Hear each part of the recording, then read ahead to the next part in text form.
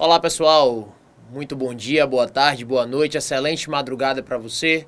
Vamos continuar debatendo o nosso processo penal, que a gente sabe que é de suma importância para os concursos em geral e principalmente o nosso foco, que aqui é o TRE da Bahia. Galera, aula de hoje vamos começar a trabalhar com os chamados processo e julgamento dos crimes praticados por funcionários públicos. O CPP, pessoal, ainda mantém como válida, como vigente, uma normatização distinta no que diz respeito aos funcionários públicos que, porventura, pratiquem delitos no exercício ou em razão de suas funções. Então, quando você pensar nesse assunto, você tem que imaginar um funcionário público que vai praticar um delito contra a administração pública, ou seja, um delito previsto nos artigos 312 a 326 do Código Penal, e que, em razão de ostentar a condição de funcionário público, possui um processo e um julgamento diferenciado. Para falar a verdade, galera, o que o funcionário público possui é uma fase preliminar que os demais processos não possuem. Então, o funcionário público que pratica um delito no exercício ou em razão de suas funções, ele possui uma fase preliminar, não é, no que diz respeito ao processo penal, que as demais pessoas e os demais delitos, via de regra, não vão possuir. Então, é isso que a gente tem que colocar como foco, galera. Uma fase preliminar que os demais crimes ou demais pessoas que não funcionário público, via de regra, não vão gozar. Tá certo? Então, vamos pro nosso esquema, de olho no quadro, vem comigo, vai lá. Galera, o artigo 513 é que vai ser o responsável em basicamente nos introduzir na matéria. O artigo 513 vai trazer pra gente os crimes de responsabilidade dos funcionários públicos. Primeira coisa que você tem que fazer é sinalizar que se trata dos crimes previstos do artigo 300, 312 a 326 do Código Penal, cujo processo e julgamento competirão ao juiz de direito. A queixa ou a denúncia será instruída com documentos ou justificação que façam presumir a existência do delito ou com a declaração fundamentada da impossibilidade de apresentação de qualquer dessas provas. Então, pessoal, nesse primeiro momento, o que nós teremos aqui é um mandamento processual, nos trazendo a informação de que os funcionários públicos que praticarem os delitos previstos nesses artigos do Código Penal estarão sujeitos a um procedimento próprio, tá? Então, o próprio artigo 513 vai trazer que a queixa ou a denúncia, ou seja, a peça acusatória, deverá ser instruída com documentos ou justificações que façam presumir a existência do delito, ou ainda uma declaração fundamentada da impossibilidade de apresentação de qualquer dessas provas. Eu quero deixar bem claro, galera, que essa declaração fundamentada, ela é uma excepcionalidade trazida neste rito, tá? Então, não há possibilidade, via de regra, nos ritos comuns, nos processos comuns, que essa declaração tenha qualquer efeito jurídico. Entretanto, o artigo 513 traz para nós essa possibilidade, desde que estejamos falando de crimes de responsabilidade dos funcionários públicos. Pessoal, o artigo 513, quando ele termina essa análise, a gente mais ou menos já sabe onde é que nós estamos. Então, você já entendeu que nós teremos um procedimento diferenciado para o funcionário público. E, pessoal, convém ressaltar que antes da alteração processual, das alterações processuais, melhor dizendo, ocorridas nos anos de 2008 e 2011, nós só teríamos a aplicação desse rito específico aos crimes afiançáveis. Galera, antes de 2011, existiam crimes contra a administração pública que eram inafiançáveis. Quais eram, professor? crime de concussão e crime de facilitação ao contrabando e descaminho, previstos respectivamente nos artigos 316 e 318 do Código Penal.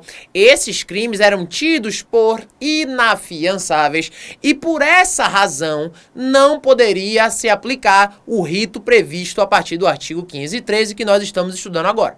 Mas, pessoal, a reforma processual penal em 2011 alterou esse entendimento de modo que a regra é que os delitos sejam afiançáveis, excetuando aqueles de ordem constitucional, que nós poderemos falar dos crimes hediondos e equiparados a hediondos, ainda do crime de racismo ou do crime de ação de grupos armados contra o Estado Democrático de Direito. Tá? Então, via de regra, todos os crimes são afiançáveis, excetuando exatamente estes que eu acabei de dizer para você.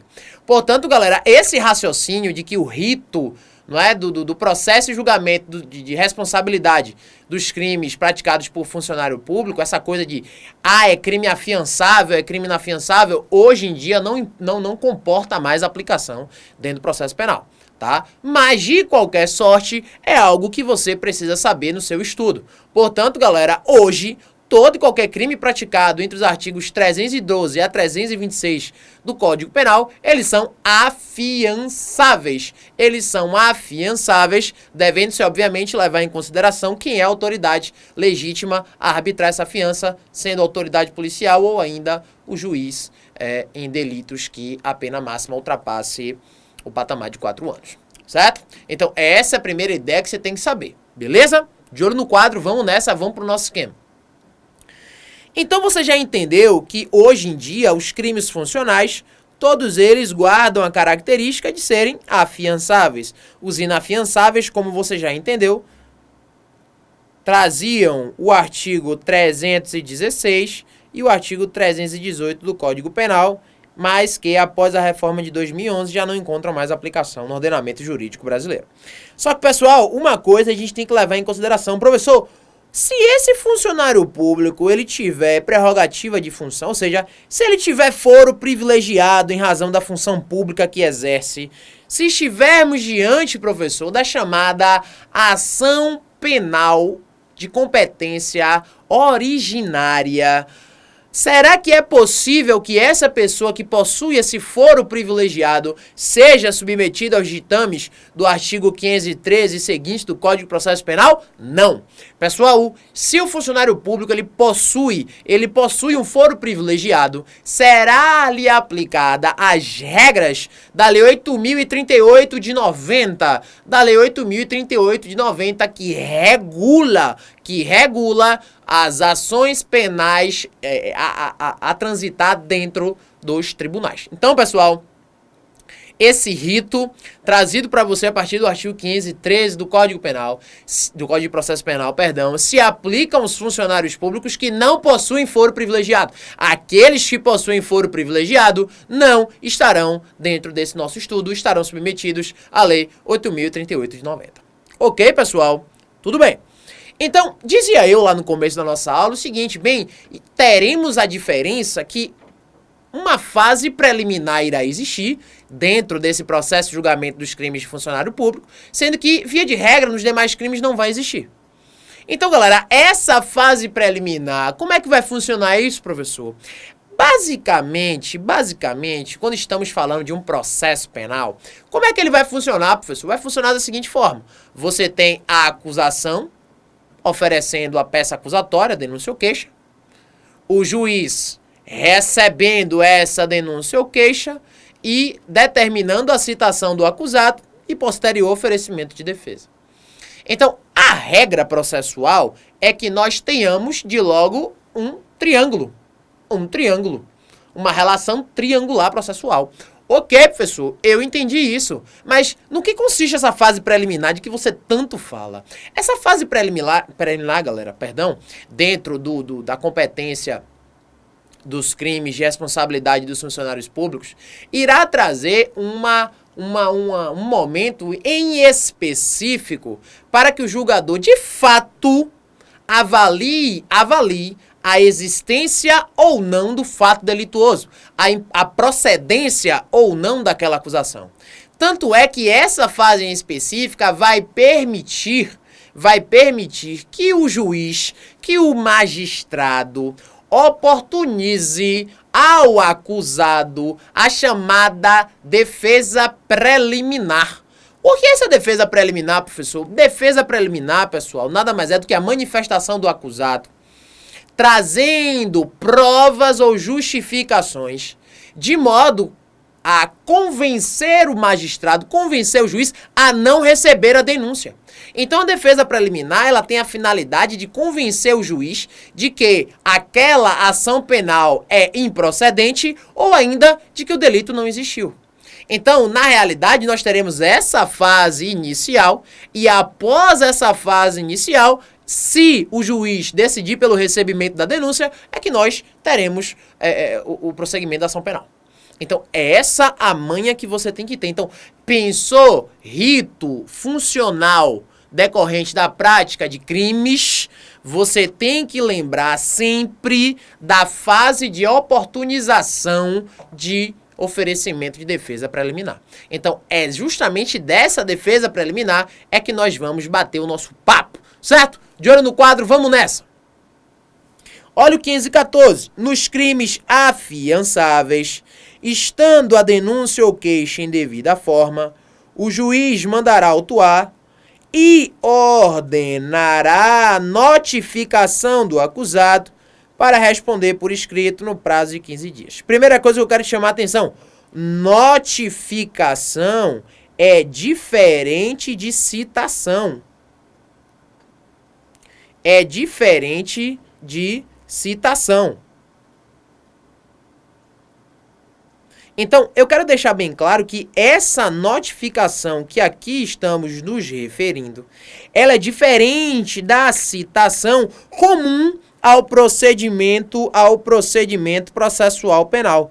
Eu quero deixar bem claro, galera, que essa notificação, ela não visa a formação do processo, ela não visa a angularização do processo, não. Essa notificação visa apenas oportunizar ao acusado oferecimento de resposta por escrito no prazo de 15 dias. E essa resposta, professor, ela tem que finalidade? Me lembre aí, essa resposta por escrito, ela tem a finalidade de convencer o magistrado a não receber a denúncia ou queixa. E aí, professor, se ele não receber a denúncia ou queixa, se ele não recebe a denúncia ou queixa, nós teremos aí um grande passo voltado ao final do processo. Porque caso o juiz não receba a denúncia ou queixa, caberá recurso neste sentido. Ok, galera? Então, é isso aí que você tem que pensar. Essa notificação, que não é citação, se a prova coloca para você que haverá citação para oferecer a resposta escrita no prazo de 15 dias, tá errado. Tá errado. Tá? É sempre bom lembrar isso. Até porque a citação oportuniza o oferecimento da chamada resposta à acusação na forma dos artigos 396 e 396-A do CPP, que não tem nada a ver com isso daqui. Entenda a citação, galera, como um ato posterior à notificação. Então, você tem primeiro notificação para oferecimento de resposta escrita, depois a citação para oferecimento de resposta à acusação. Então, são duas fases que são distintas. Não podemos nos confundir com isso daí. Ok? Vamos lá? De olho no quadro. Vem comigo. Então, pessoal, ultrapassada essa nossa discussão, precisamos trazer uma hipótese de dispensa da defesa preliminar que é trazida pelo STJ. Como assim, professor? Você acabou de me dizer que no rito dos crimes funcionais, ou seja, no rito dos crimes de responsabilidade do funcionário público, se faz necessário uma fase preliminar em que o juiz oportuniza ao acusado o oferecimento de uma resposta escrita. Não é isso? É isso, no prazo de 15 dias. Não é isso? É isso.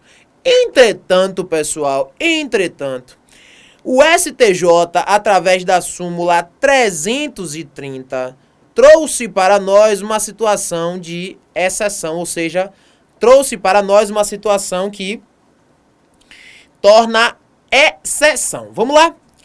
É desnecessária a resposta preliminar de que trata o artigo 514, do CPP, na ação penal instruída por inquérito policial. Como assim, professor? Volta para mim aí que você precisa entender isso. Como assim, professor? O STJ, pessoal, ele pensou da seguinte maneira. Bem, o artigo 514 do CPP, ele tinha a nítida finalidade de primeiro ouvir o funcionário público acerca daqueles fatos trazidos pela acusação, para depois saber se é ou não possível prosseguir com a ação penal.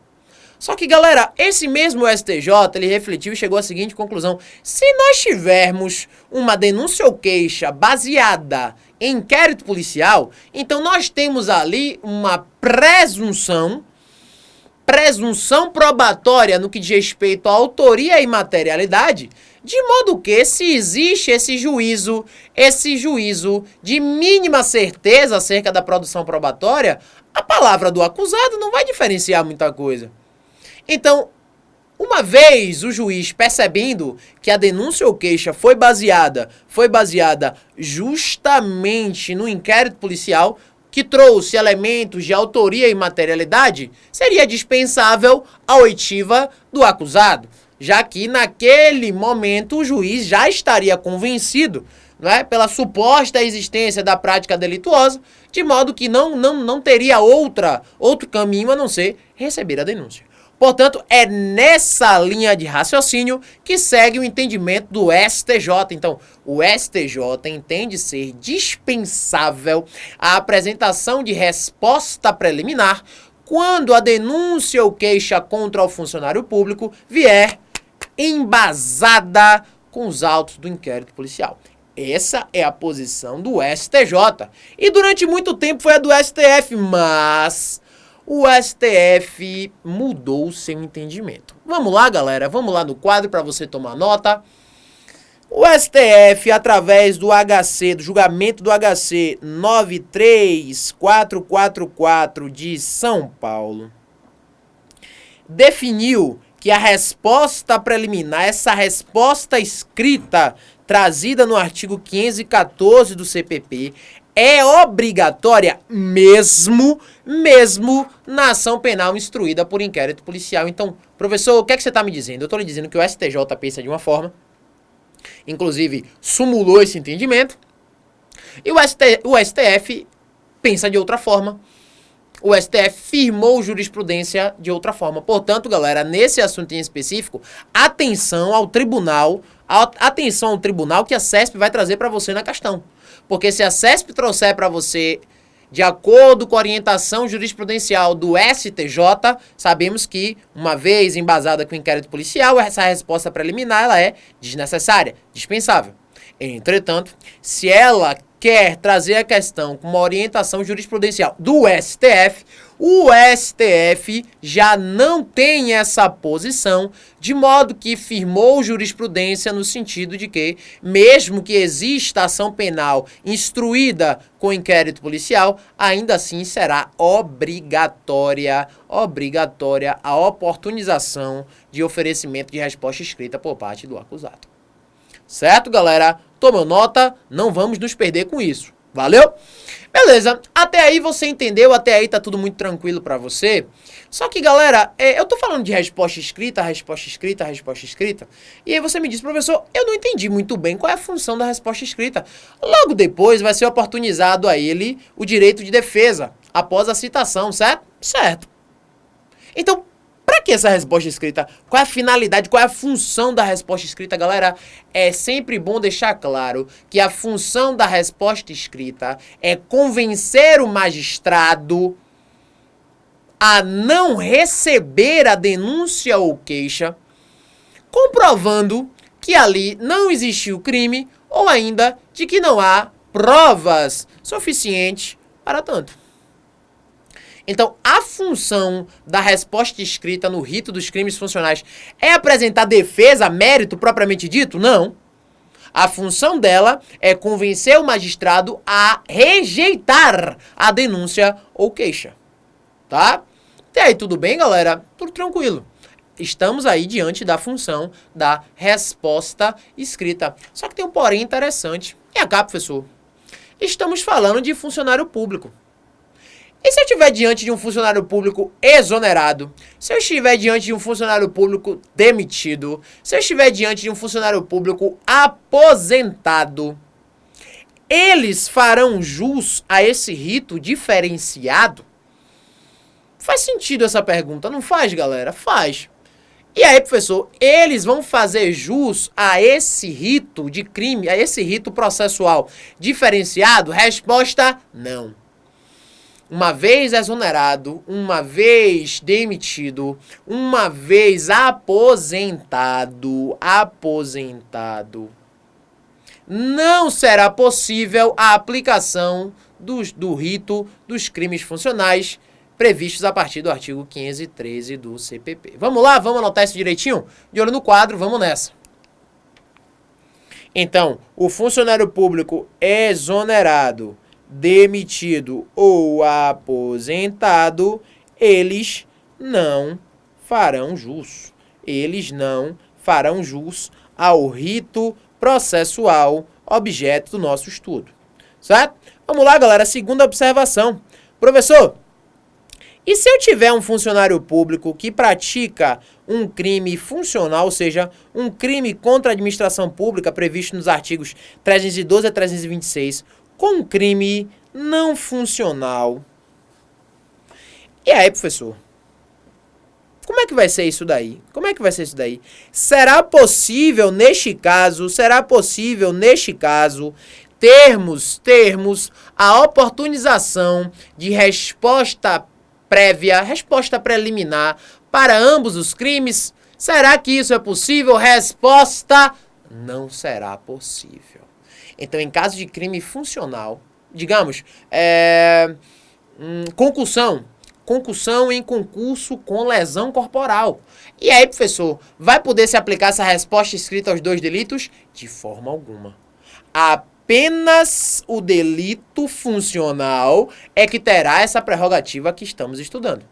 Certo, galera? Então, em concurso de crime funcional com não funcional, o crime não funcional não terá essa prerrogativa que estamos aqui debatendo.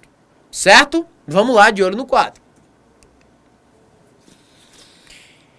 Se não for conhecida a residência do acusado, ou este se achar fora da jurisdição do juiz, ser-lhe-á nomeado defensor, a quem caberá apresentar a resposta preliminar. Galera, questão de prova. Vem pra cá. Ó, a sua prova vai dizer o seguinte: uma vez oportunizada a resposta preliminar e quedando-se inerte o acusado, haverá preclusão do seu direito. Falso. Segunda possibilidade. Uma vez oportunizada a resposta escrita, e não ofertada pelo acusado, haverá a decretação da revelia. E aí, professor? Falso. Nada a ver. O que nós teremos aqui, pessoal, é a designação de um defensor público ou dativo, caso não tenha, tá? Com a finalidade específica de oferecer essa resposta escrita. Então, o fato do acusado estar ausente não proíbe que o magistrado determine que a defesa o faça. Portanto, galera, ó a grande manha que eu vou dar para você. Mesmo que ele não esteja na comarca, mesmo que ele não esteja presente, o juiz determinará que a defesa ou nomeará defensor com a finalidade de oferecer a resposta escrita. E aí vem uma grande pergunta. Professor, tudo bem, eu já entendi que a resposta escrita pode ser feita por defensor. Aliás, deve ser feita por defensor. Mas o próprio acusado pode fazer a sua resposta escrita sem a necessidade de um defensor? Resposta: pode. Pode, galera. Nada impede que isso seja feito. Doutrina majoritária aponta nesse sentido. Nada impede que seja feito pelo próprio acusado sem o seu defensor. O defensor vai ser exigido nas próximas fases, como após a citação e oferecimento de resposta à acusação. Aí sim. Mas aqui, essa resposta preliminar, ela não terá a necessidade direta da participação de defensor se o próprio acusado fizer. Ou seja, não há nenhum óbice para que o próprio acusado faça isso. Ok, galera, vamos nessa? De olho no quadro. Vamos lá. Procedimento e suas peculiaridades. Vamos lá. Após a notificação e durante o prazo concedido para a resposta, os autos permanecerão em cartório, onde poderão ser examinados pelo acusador ou por seu defensor. Sim, galera, sem dúvidas. Após a notificação, os autos permanecerão em cartório, onde o próprio defensor ou acusado podem se dirigir até lá para tomar vistas. Segunda coisa, a defesa preliminar poderá ser instruída com documentos e justificações. E aí, professor, isso é possível? Cuidado. Cuidado que a sua prova vai dizer que documentos e justificações são reservados para a fase de resposta à acusação. Falso. A própria defesa preliminar já permite a instrução com documentos e justificações. Certo? Tudo bem, professor? Você conseguiu convencer o magistrado da ausência de delito. Você conseguiu convencer o magistrado da improcedência da ação. Se ele for rejeitar, como é isso? Galera, caso o magistrado decida rejeitar essa denúncia, ele deverá fazer sempre de modo fundamentado sob pena de nulidade. Sob pena de nulidade. Tá, galera? Trata-se de uma obrigação do magistrado, não só em virtude do artigo 93, inciso 9 da Constituição Federal, mas também por imposição legal do próprio Código de Processo Penal. Certo? Vamos lá? Vamos nessa. Agora, caso o juiz receba a peça acusatória, nós teremos citação e o processo seguirá sempre o procedimento comum ordinário, independentemente do crime que esteja respondendo o funcionário público. Guarde essa manha também. Então, galera, caso ele receba a peça acusatória, teremos justamente o fim. Teremos justamente o fim dessa fase preliminar e, a partir daqui, nós teremos o que sempre existe. Citação, e o processo vai seguir o procedimento comum ordinário, com oferecimento de defesa, possibilidade de apresentação de provas, obviamente, ainda possibilidade de absolvição sumária na fase do artigo 397 do CPP, designação de audiência, memoriais finais, sentença. Então, após o recebimento da denúncia, o processo vai seguir o seu rito normalíssimo. Tá? Então, como eu disse pra você lá no comecinho da aula, eu falei, galera, isso aí só vai trazer apenas uma fase preliminar aos crimes funcionais. Depois, vai continuar tudo da mesma forma. Tá? Existem algumas peculiaridades, essas que trabalhamos aqui, mas não é nada demais. É algo que você consegue entender facilmente. Entenda por uma fase preliminar que a grande celeuma, né, no que diz respeito ao assunto, é a questão do STJ, tem uma posição referente ao oferecimento da defesa preliminar em caso de embasamento com inquérito, o STF tem outra. Certo? Então vamos lá, de olho no quadro, vamos nessa. Vamos exercitar, galera, vamos exercitar. Porque a alma da sua preparação é o exercício. Vamos nessa? Determinado funcionário público, sem foro por prerrogativa de função, foi denunciado pelo cometimento de crime praticado por funcionário público contra a administração, após longa investigação realizada em inquérito policial. Opa, circula esse negócio. De acordo com a jurisprudência do STJ, é correto afirmar que... Vamos de baixo para cima? Letra E. A punição do funcionário público no âmbito administrativo vincula a instância criminal. Falso, galera. São instâncias distintas. Letra D. A sentença condenatória penal, independentemente do crime, não poderá impor a perda do cargo. Pode, galera. Pode sim, devendo o magistrado, nesses casos, fundamentar a sua decisão. Letra C. O interrogatório será realizado como primeiro ato da instrução. Falso, galera. O interrogatório, como já vimos, não é o primeiro, é o último. Letra B. O procedimento especial dos crimes praticados por funcionários públicos não admite absolvição sumária. Galera, falso. A gente viu que admite sim. Porque após a fase preliminar, nada impede que seja aplicado os ditames do artigo 397 do CPP. E nós chegamos à letra A. A apresentação de resposta preliminar na hipótese, antes do recebimento da denúncia, é dispensável. Gabarito da questão, na fórmula da súmula 330 do STJ. Repare que ele fala para você STJ. Se ele tivesse dito STF, saberíamos que a resposta correta seria outra. Tá bom, galera? Finalizamos aqui o nosso estudo acerca do rito dos crimes funcionais. Daqui a pouquinho a gente volta.